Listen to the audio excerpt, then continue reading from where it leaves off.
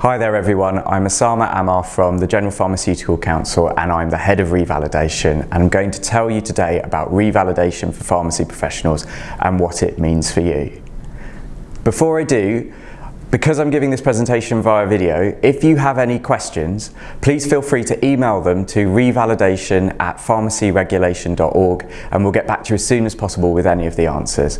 I'll flash that address back up at the end of the presentation for you all as well. But throughout the presentation, I'm going to do my best to address all the questions that we've heard throughout the last 3 years of engagement with pharmacy professionals and their employers.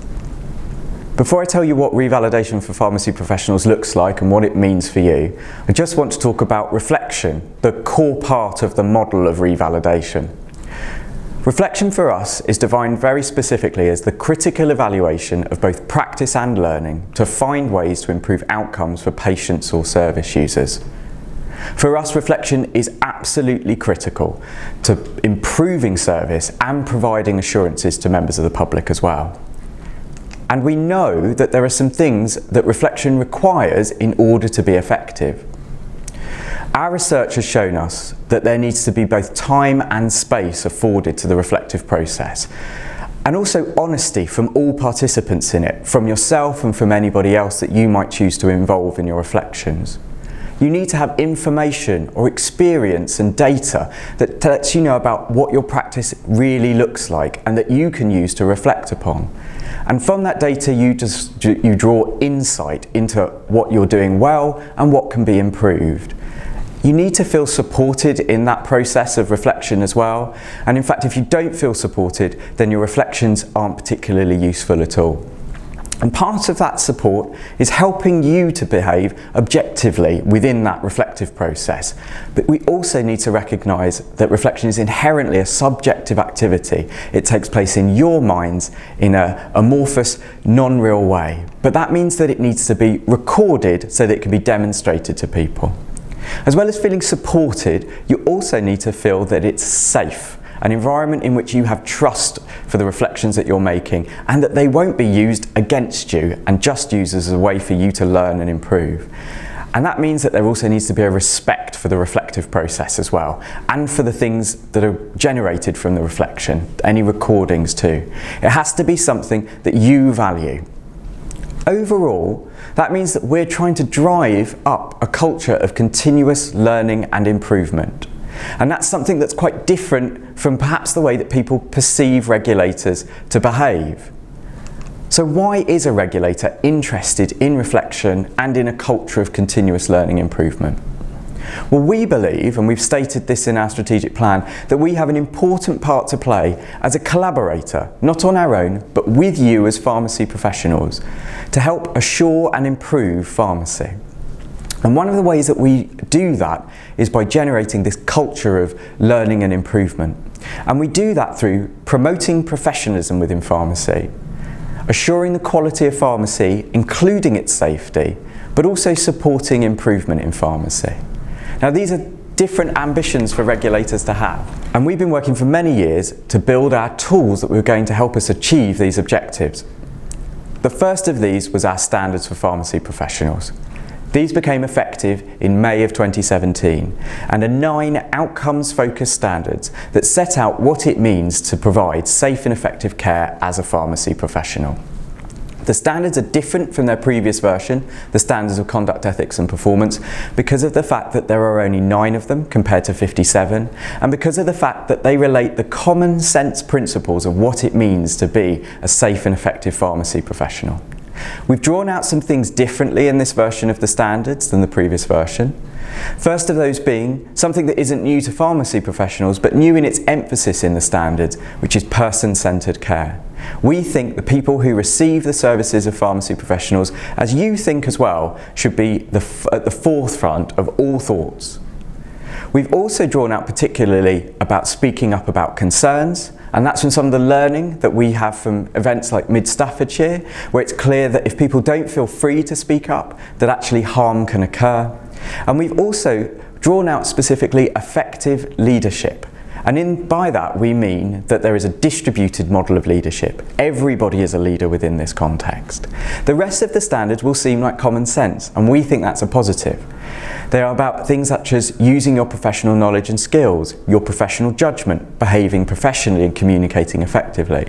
And we think that these 9 standards will sit in the hearts and minds of every pharmacy professional in all of their practice, no matter their context, no matter their role, no matter whether they're a pharmacist or pharmacy technician.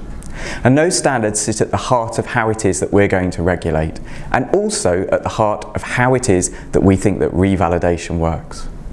So why revalidation? What's it for? Quite simply, it's there to make sure that the trust that members of the public place in pharmacy professionals is well placed.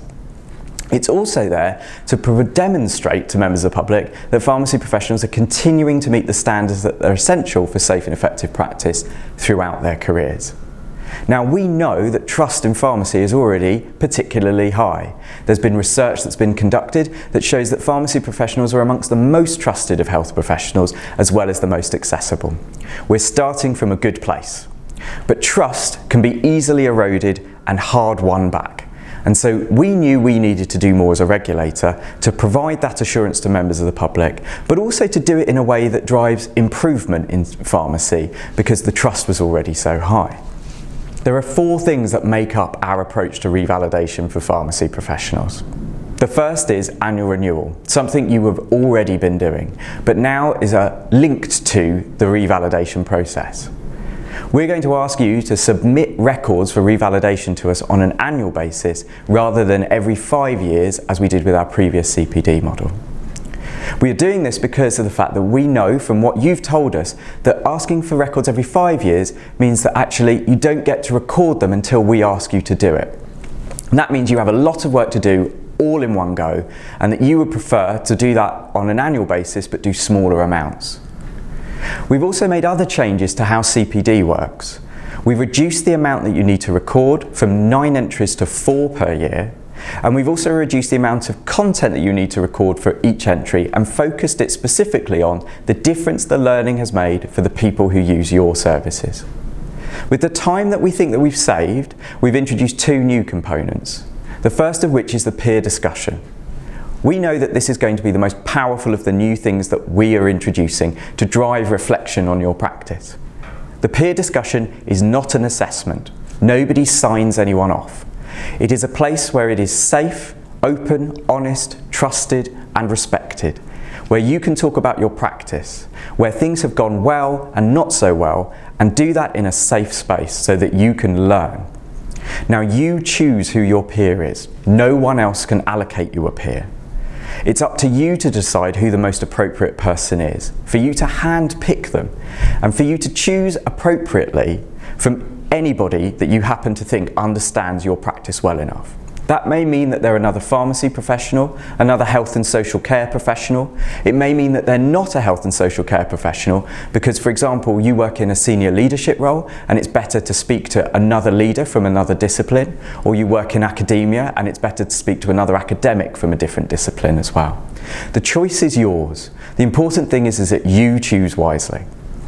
The discussion will take some time for you to organise, and it must take place in a planned way for you to get the maximum benefit from it.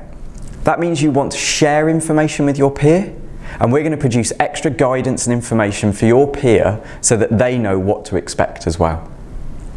The other thing that we're introducing on top of the peer discussion is the reflective account. This is where we weave the standards for pharmacy professionals back into the arrangements for revalidation. Here we ask you to reflect on a real example from your practice on how you've met one or more of the standards for pharmacy professionals. And each year we'll tell you from a selection of the standards which ones we want you to reflect upon. We want a real example from your practice, and again to reflect on the difference that meeting the standard in that example has made to the people who use your services. Now, you will have noticed I use the words people who use your services a lot throughout this presentation, and I'm doing that deliberately because that means anybody who benefits from the work that you do. That may mean that it's a patient, the relative of a patient, or a carer. It might mean that it's a student. It might mean that it's a colleague. It might mean that it's an employing organisation. The important thing here is that it's who the people who use your services are. This process isn't designed to exclude anybody, and in fact is designed to be more than inclusive, so that no matter how you work, who you work with, that you'll be able to meet the requirements. Now, those are the things that we're asking you to do, but this is how it's going to work on an annual basis. Each year, there'll be a requirement for you to record 6 things: 4 CPD records, 1 peer discussion, and 1 reflective account. Throughout your registration year, there will be continuous activity by you to undertake and record those records in our new online portal, which will be launching in March of this year, 2018. At the point of your annual renewal, by your renewal deadline, you'll be asked to submit your records to us at that point, alongside making your declarations and paying your fee as you normally would at renewal. Once your records are submitted to us, they'll then move into a pool where we may select them for our review process, either at random or in a targeted way.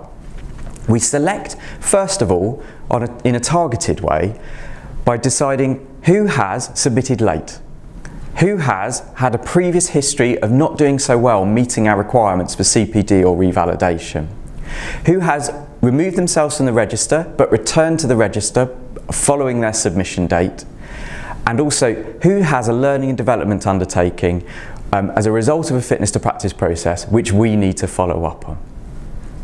Once we've selected all of those people on a targeted basis, we'll then on a random basis, as a minimum, select 2.5% of the register to act as a comparator to the targeted community.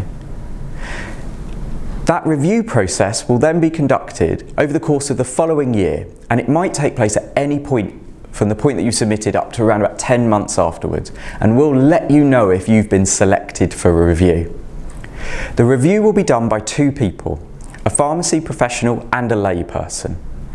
If you're a pharmacist, your pharmacy professional will always be a pharmacist.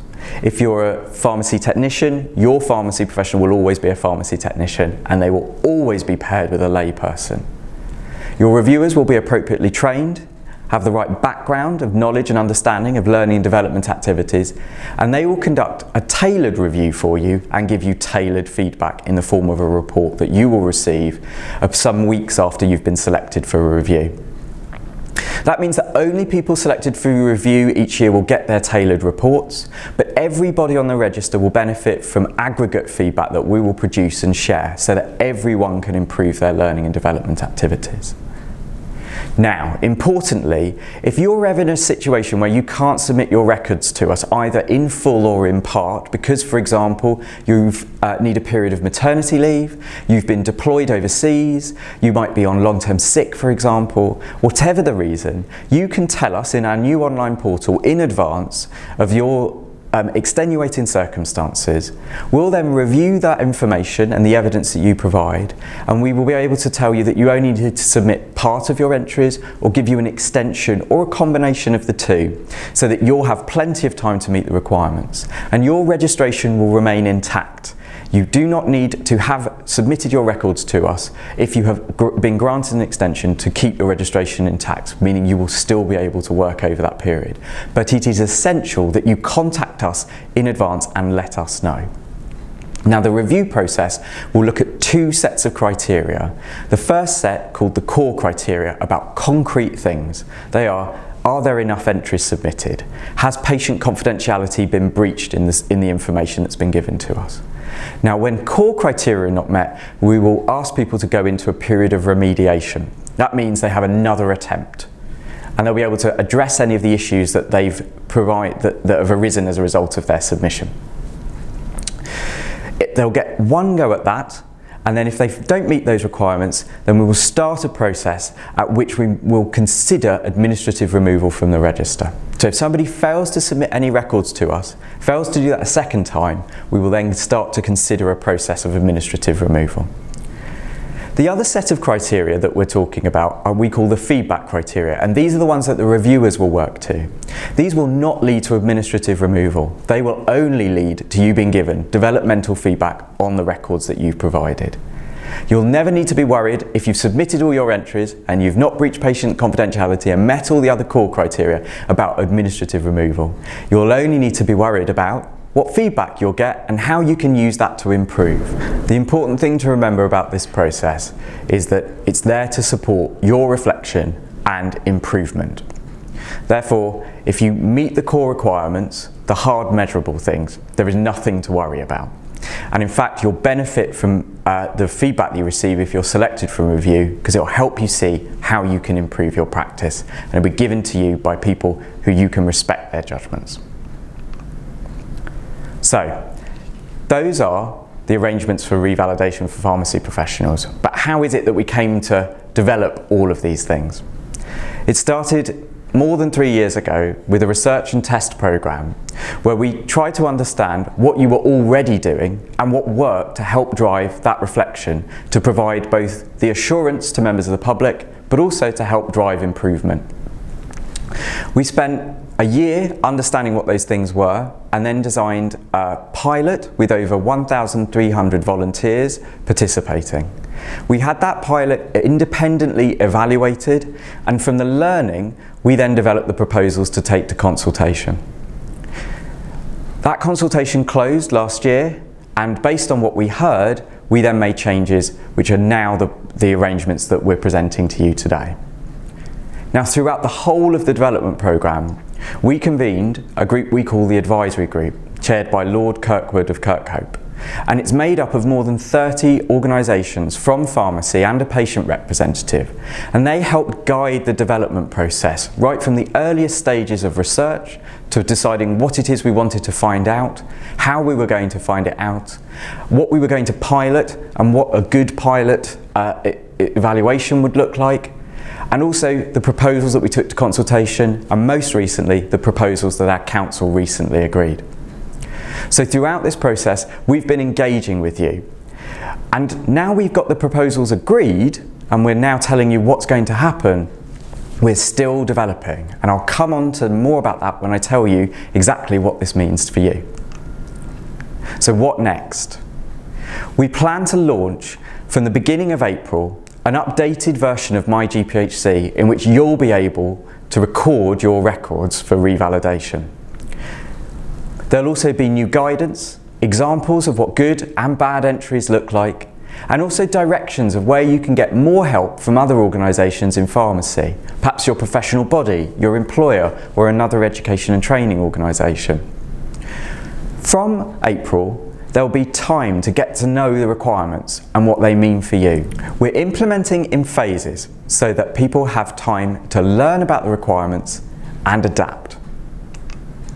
The first group of people who will be asked to do anything different will be registrants with a renewal deadline of the 31st of October 2018. You will be the first group who will be asked to submit just 4 CPD records alongside your renewal by that renewal deadline. Anybody with a renewal deadline that follows that date will also be asked to do the same. We will commence reviews of those submitted CPD records in early 2019, and throughout 2019 some of you will get feedback reports about those CPD entries. So just to repeat, that means that anybody with a renewal deadline of the 31st of October 2018 will be the first group who will need to submit just the new format CPD records. The following year, our second year of implementation, anybody with a renewal deadline of the 31st of October 2019 will be the first group to submit all of their revalidation records alongside their renewal. And we will commence the reviews of those in 2020.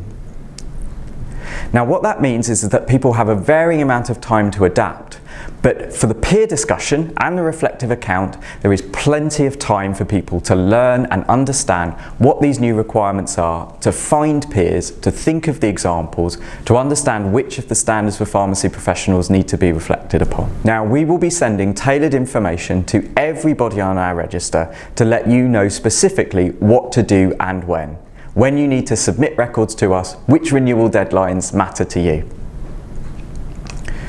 Now our work to tell you about this will be going on throughout the rest of the next 2 years.